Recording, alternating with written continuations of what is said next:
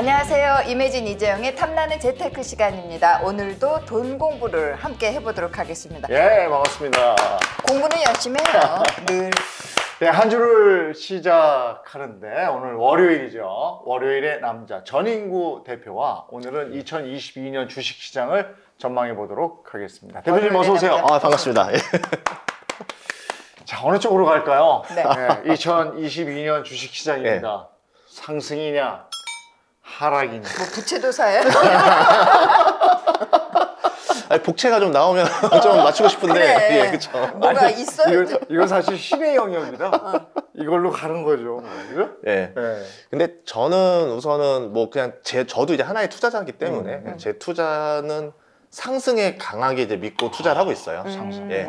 지금 상승이 와야 됩니다. 지금 예, 안 오면 안 될 정도로 저도 이제 비중이 좀 들어가 있는데 상승을 바라보는 좀 이슈가 몇 개 있습니다. 첫 번째로 뭐냐면 우리가 지금 되게 불투명한 것 중에 하나가 과연 이 코로나가 언제 끝날 것이냐. 그렇죠. 끝날 줄 알았는데 오미크론이 왔잖아요. 네. 그래서 사람들이 이제 충격을 먹은 거예요. 아, 끝나지 않나 보다. 그런데 몇몇 지금 뭐 미국에서 나오는 뉴스들이라던가 뭐 빌 게이츠라던가 뭐 화이자 대표라던가 하는 의견들을 보면은 내년 상반기, 빠르면 내년 상반기에 종료될 수가 있을 것 같고 아니라 하더라도 보통 내년쯤에 종료되지 않겠느냐. 근데 이 종료라는 게 완전히 끝나는 게 아니라 위드 코로나. 예, 사람들이 이제 그렇게까지 치명률이 뚝 떨어져서 우리가 뭐 일상생활하는데 문제가 없지 않겠느냐. 감기 같이 이렇게 예. 살짝. 그렇게 보고 있고 또 오늘 또 좋은 소식이 나왔어요. 지금 촬영하고 있는 사이에 화이자에서 또 먹는 치료제가 또 나왔습니다. 머크가 나왔는데 이번에 화이자에서 나왔기 때문에 네. 점점 먹는 치료제도 나오기 시작하면서 오. 백신과 치료제의 조합이라고 하면은 네. 우리가 이제 코로나를 이겨낼 수 있지 않을까. 그럼 그 다음을 생각해 봐야 되겠죠. 네. 지금 주식들 시장을 보면은 코로나가 끝날 거라고 생각하지 않고 있어요. 주가들을 보면. 네. 그럼 되게 저렴하잖아요. 네. 그럼 이랬을 때 만약에 코로나 끝났을 때 많이 오를 주식들이 보인다라는 거죠. 그래서 저도 지금 그런 것들을 찾아보고 있었습니다. 코로나가 끝나고 바로 생각나는 건 관광, 뭐 그런 거 여행사, 여행, 뭐 저기 항공사. 그렇지 그런 거. 예. 네. 그래도 대한항공 샀는데 계속 내리더라고요. 근데 보통 직관적인 게 가장 많이 오르긴 하는데 네. 아무래도 이 주식들이 그동안 적자가 오래돼서 네. 저평가는 아니에요. 아무래도 좀 비싸긴 하죠. 그래서 그래서 제가 보는 것들은 뭐 저평가이면서도 아직 지금 사람들이 잘 모르는 것들, 그 다음 것들이 있겠잖아요. 예를 들어서 이제 코로나가 끝나고 경기가 활발해졌으니까 사람들이 하는 행동들, 그 액션에 맞는 업종들을 찾아보고 있었습니다. 네. 코로나가 끝나면 무슨 행동들을 할까요? 일단은 근데 코로나가 끝난다. 근데 코로나가 끝나면서 우리가 살짝 그 맛은 봤잖아요. 예. 근데 인플레이션 영향을 받잖아요. 바로. 그렇죠. 이것도 굉장히 크던데. 이렇게 보는 거예요. 이제 코로나가 끝나고 나면은 어떤 일들이 벌어질까 상상을 해볼게요. 네. 거시적으로 간단하게 네. 이야기만 해보자고 하면은 우선은 코로나가 끝나면 고용이 늘 겁니다. 이제 아이들을 학교에 다 맡기겠죠. 그러면은 그동안 내가 취업하지 않으려고 했던 사람들이 이제 마음 놓고 일자리를 다니기 시작할 거예요. 그럼 이제 고용이 늘어나고 그동안 이제 물류난이 많이 심했는데 네. 물류난이 심했던 이유 중에 하나가 일할 사람이 없어요. 그랬다고 그러더라고요. 예, 항구에 지금 컨테이너가 왔는데 그 컨테이너를 나를 화물 기사가 없어요. 네, 그런 식으로 이제 문제가 생겼던 거거든요. 그러면 이제 공장도 잘 돌아가고 운송도 활발해지면서 물류가 많이 들어올 것이다. 그럼 우리가 생각했던 그 인플레이션이 폭발하는 게 아니라 오히려 물가 상승률이 잡히는 거죠. 오히려 잡힌다. 예. 그럼 물가는 잡힌 상태에서 고용이 늘고 소비가 느니까 사람들이 좀 돈이 생겨요. 그러면 이제 점점 호황이 오겠죠. 그럼 이제 미국 기준으로 했을 때 소비가 늘고 고용이 느니까 돈을 많이 쓸 거 아니에요. 그러면 제조국, 미국으로 물건을 파는 제조국인 데가 보통 신흥국이거든요. 중국이나 대만이나 뭐 베트남이나 한국 같은 나라들이 공장이 풀 가동되고 여기도 굉장히 호황이 올 수 있다는 거죠. 그랬을 때 보이는 업종들을 우리가 찾으면 좋지 않을까 그렇게 생각하고 있습니다. 경기 호황기에 누릴 수 있는 업종. 예. 이런 걸 찾아라. 그러면 2022년 유망 주식 섹터를 예. 한번 알려주시면 좋을 것 같아요. 이거 맨입으로 맨입으로 안 되고. 농담입니다. 예. 일단은 저 가방을 가져와서 네. 전인구의 주식 가방 네. 한번 담아보도록 하겠습니다. 네.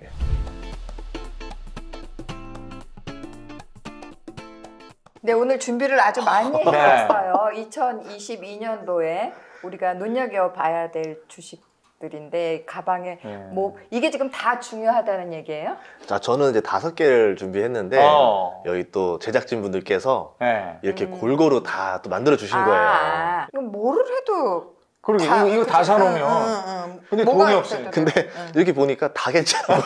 근데 다 괜찮아요? 다 괜찮은 것 같아요. 그냥 이렇게 생각해 보니까 네. 그냥 코스피 200 사야 되겠네요. 그냥 지수에 투자해야 되겠네. 다 괜찮네요. 여기서 안 괜찮을 업종도 없어 보이는데 뭐 무조건 오른다가 아니라 그냥 이제 제 관점에서 내가 이렇게 생각했을 생각한다. 때. 네. 여러분들도 그 이유를 들으시면서 이렇게 생각해 볼 수 있구나 네. 보시면 좋을 것 같습니다. 5등부터 갈까요? 5등부터 가요? 네, 5등부터 다섯 갈까요? 번째부터. 네. 네, 그러면 너무 다 좋은데 5등으로 우와 여기 있습니다. 네. 스마트 팩토리가 뭐예요? 이게 뭐예요? 뭐 이렇게 예.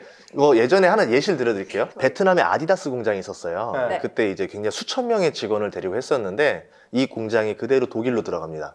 리쇼어링이라 하거든요. 그런데 그때 들어갔을 때 직원이 13명 정도 있었어요. 그러면 수많은 인력이 다 사라진다라는 거죠. 그러니까 5천 명이 할 일을 공장 하나가 거의 다 해낸다. 그럼 자동화 시스템이네요. 그쵸. 그러니까 완전 자동화 공장이라 보면 돼요. 아. 그 예전에는 우리 3년 전만 해도 키오스크라 해가지고 네. 이제 서빙하는 직원이 뭐 살까요를 물어봤을 때 그냥 그거 하다가 이제 키오스크를 주문하면서 그 직원들이 다 사라졌잖아요. 네. 근데 이번에는 공장입니다. 이제 그 이유 중에 하나가 이번에 인플레이션 때문에 영향을 많이 받을 거예요. 아마 코로나가 끝나고 나면은 물가가 진짜 많이 오를 수도 있습니다. 실제로 많이 올랐고 그런데 이제 부동산 가격이 많이 올랐는데 임대료가 별로 오르질 않았어요. 근데 특히 미국 기준으로 얘기했을 때 그래서 지금 미국 같은 경우 봤더니 그럼 건설이 어떤 상태냐 봤더니까 집이 모자르대요. 아직도 주택이 계속 모자른 상태인 거예요. 그런데 이제 아마 코로나 끝나고 나면은 아까 같이 3D 업종을 하려면 이민자들이 들어와야 되거든요. 그럼 이 사람들이 더 투입이 되면은 더 많은 집이 부족해질 거고 이제 그런 상태가 벌어졌을 때 이제 임대료도 치솟을 거고요. 물가도 치솟게 되면 이제 당연히 임금도 올라가게 되겠죠. 그럼 임금이 올라가게 되면 이제 기업들은 고민할 것 같아요. 이 임금을 그대로 다 주느니 차라리 한 10년, 20년 바라보고 차라리 무인 자동화 공장을 만들자. 큰일이야. 네. 그런데 그 사이에 점점 없어지는 거야. 그런데 그 사이에 기술이 올라왔어요. 네. 이제 거의 다 할 수 있습니다. 이제 그러면서 미국부터 시작해서 여러 나라들이 이제 거의 동시다발적으로 스마트 팩토리 붐이 불지 않을까 그 생각을 했습니다. 이 단계가 있어요. 스마트 팩토리를 지어주고 물류를 하는 회사들도 있고 여기에 시스템을 해주는 회사들도 있고 시스템 해주는 회사들을 보면은 보통 이제 그룹사들이 하나씩 다 가지고 있는데 이런 것들이에요. 알아서 기계가 AI가 인공지능까지 있으니까 물류 주문을 해요. 자동차 같은 경우는 자재가 1000개, 10,000개가 넘으니까 그 관리하기 힘들잖아요. 알아서 부족하면 알아서 주문이 따다닥 들어가고 물건이 오면 알아서 창고에 딱 싣습니다. 들어오고 나면 지게차가 알아서 무인 지게차가 와서 딱딱딱 싣고 컨베이어 벨트에 한 다음에 이제 딱 수송하는 트럭이 오면 거기에 지게차가 날라서 딱 주고 사람 나가는 거죠. 하나도 없이 자기네들끼리 다 한다고요? 네. 이걸 구현할 수 있는 회사는 어떤 회사들이에요? 우선은 그룹에 그 시스템을 만드는 다 회사들이 다 가지고 있어요. 보통 이제 뭐 롯데 정보통신이라던가 뭐 신세계 INC라던가 이제 그룹마다 그 회사들이 하나씩 다 있는데 제가 볼 때는 이 전 단계를 다 할 수 있는 유일한 회사가 포스코 ICT라는 회사가 있어요. 이 회사를 제가 주목했던 이유는 뭐냐면 뭐 롯데라든가 신세계라든가 보면 대부분 다 유통을 다 하나씩 가지고 있거든요. 그러면 이런 거죠. 롯데가 신세계한테 수주를 줄 일도 없을 거고 신세계가 롯데한테 수주 줄 일도 없습니다. 각자 자기네 거 자기가 하는 그렇죠. 거죠. 왜냐하면 나의 그 그룹의 비밀이 새나갈 수도 있잖아요. 그렇기 때문에. 근데 포스코는 이런 회사들이랑 거의 겹치는 사업이 없어요. 그러면 그냥 나는 비밀을 꾹 닫고 지킬 테니까 나한테 다 수주를 달라라고 할 수도 있는 거고. 그리고 지금 물류 쪽이 인력이 굉장히 많이 들어가요. 상하차 인력이라던가 이런 게. 스마트 팩토리에 제일 먼저 신호탄이 아마 저는 이제 뭐 쿠팡이라던가 이런 이제 물류 서비스부터 시작이 될 것 같거든요. 그렇게 됐을 때 지금 벌써 시범적으로 포스코 ICT가 보여주고 있어요. 그래서 아마 포스코 ICT가 전 단계를 하면서 이제 턴키 수주를 받는 거죠. 내가 한 번에 다 해줄 테니까 싸게 할 테니까 나한테 달라. 그러면 마진이 좀 좋아져요. 그런 것들 때문에 아마 좀 이런 회사들을 보시면 좋지 않을까. 예, 참고하시면 되겠고. 네 번째입니다. 네 번째. 이 주식을 집으면 욕을 많이 먹을지도 모르는데 네. 저는 이걸 짓겠습니다. 건설이요? 예. 와. 진짜 튼튼하게 만들어. 튼튼하네요. 건설 같네요. 오래 했을 것 같은데. 예. 건설주를 한 이유는 네. 우리나라 건설주도 보지만 미국 건설주가 정말 좋을 것 같아요. 그래서 미국 관련된 건설주 투자도 유망하고 좀 더 이어서 생각하면은 국내 건설주도 유망하다 생각하거든요. 아까 얘기했던 대로 집이 부족합니다. 코로나 전에 부족했던 미국의 그 주택 수가 320만 채 정도예요. 그런데 코로나가 끝나고 났더니 집을 엄청나게 지었어요. 근데 520만 채가 부족하대요. 네. 이게 이상한 거죠. 아니 네. 왜 집을 그렇게 많이 지어도 사상 최대치로 지어도 왜 이렇게 부족하냐. 그 이유가 이제 미국으로는 계속 사람들이 몰려들기도 하고 또 이제 그 트럼프 때 그 쿼터를 해가지고 불법 이민자들을 계속 내쫓았었거든요. 근데 이제 코로나 끝나고 나면은 아마 많이 들어올 것 같아요. 그렇게 되면은 그 유입 인구가 더 늘어나면서 주택은 계속 부족해질 것이다. 그리고 워런 버핏이 되게 유명하잖아요, 투자자로서. 네. 3분기에 뭐 사나 봤더니 타일 회사를 사들였어요. 타일? 타일 회사. 바닥 타일. 예. 네, 바닥 타일. 그럼 바닥 타일을 저 어디다 쓰는 건가? 라고 봤더니 이게 이제 저긴 거죠. 바닥 타일은 집을 지었을 때 주택에 들어가는 내장재잖아요. 이걸 사들였는데 그래서 봤어요. 그럼 미국의 집은 콘크리트로 지었나 뭐 나무로 지었나 다시 봤더니 나무를 많이 짓거든요.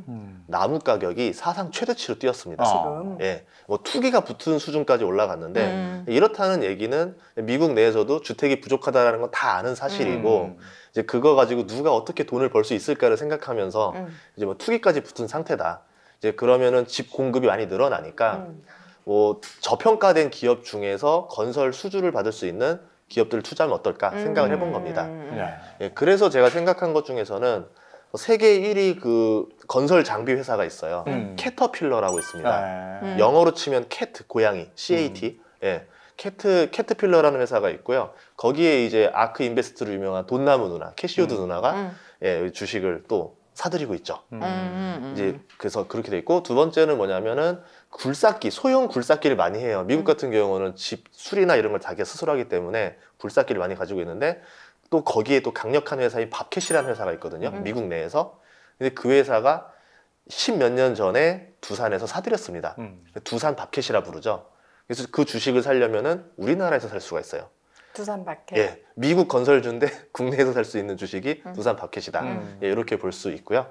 그리고 또 이제 관련된 게 이제 미국 같은 경우는 스스로 건설 자재들을 사와서 본인이 집을 짓거나 수리하거나를 많이 하기 때문에 네. 건설 자재 유통업이 우리로 치면 이마트 규모로 되게 커요. 이제 그래서 홈디포라는 회사가 있는데 이 회사가 주가도 10년 내내 꾸준히 오르면서 매출 이익도 증가하고 있고 앞으로 건설 수요가 더 늘어나면 늘어날수록 매출이 늘어날 거기 때문에 우량주다 이렇게 볼 수 있습니다. 그래서 건설주를 예. 추천해 주셨고요. 그럼 미국 말씀해 주셨고 국내에는요? 국내 건설주들은 지금 당장은 빛이 보이지 않아요. 움직이질 않아요. 그 이유 중에 하나가 뭐냐면 이 터널이 어떻게 될지 몰라요. 이제 터널 나왔을 때 이게 낭떠러진지 도로인지를 모르겠는 거예요. 그 이유 중에 하나가 3월 대선. 아. 대선 결과에 따라서 건설이 웃을 수도 있고 울을 수도 있다라고 그래도 저마다 생각하니까 다 공급을 늘리겠다고 그러는데. 공급을 늘리겠다죠. 근데 이제 이건 거죠. 이게 공공 임대로 갈 거냐 분양으로 갈 거냐 재건축 재개발일 거냐에 따라서 서로 셈법이 다르니까 에라 모르겠다 움직이지 말자. 네, 그런 느낌이 있어요. 근데 제가 보는 거는 어떤 건설이냐면 고유가와 관련된 건설. 고유가? 예, 건설주가 올랐을 때는 뭐 국내 주택을 많이 지을 때도 주가가 오르긴 하지만 기본적으로 유가가 많이 올랐을 때 건설주들이 돈을 많이 법니다. 우리나라만 좀 독특한 현상인데요. 왜 그래요? 기름값이 많이 오르면 제일 돈 많이 버는 사람 누구겠어요? 청유에서 보는 거 아니에요? 만수르. 네. 네, 중동. 어. 네, 중동은 그럼 돈이 많이 벌면 항상 두려워해요. 네. 앞으로 석유 시대가 끝나지 않을까. 다음 먹거리를 뭘 찾을까 고민을 많이 하기 때문에 자기 나라 안에 인프라 공사를 엄청나게 합니다. 그러면 이제 거기 진출한다 이거죠? 그렇죠. 1970년대부터 대한민국 건설사한테 일을 많이 맡겼기 때문에 서로 이제 신뢰랑 의리가 튼튼하거든요. 그래서 이제 유가가 오를 때마다 중동에서 인프라를 많이 터뜨리는데 그때마다 우리나라 건설사들이 대형 수주를 가져오죠. 네.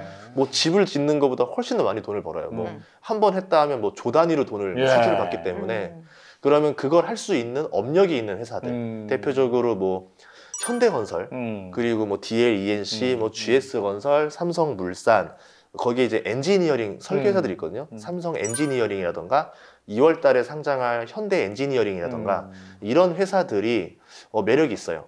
지금 건설주들 보면은 PER이 5배 이하로 많이 되어 있고 저렴한 것들 보면 2배, 3배짜리도 있어요. 보통 이제 PER이 10배 정도를 코스피 평균으로 보는데 2배, 3배라는 거는 돈은 엄청나게 잘 버는데 주가가 평균보다 뭐 한 4배 정도 저렴한 상태다. 이렇게 볼 수 있겠죠. 그래서 이런 주식들을 보는 방법도 있을 것 같습니다. 그렇군요. 아니 지금 얘기를 듣다 보니까 다 사고 싶은데. 아유 팔랑기. 자, 세 번째는. 예. 세 번째는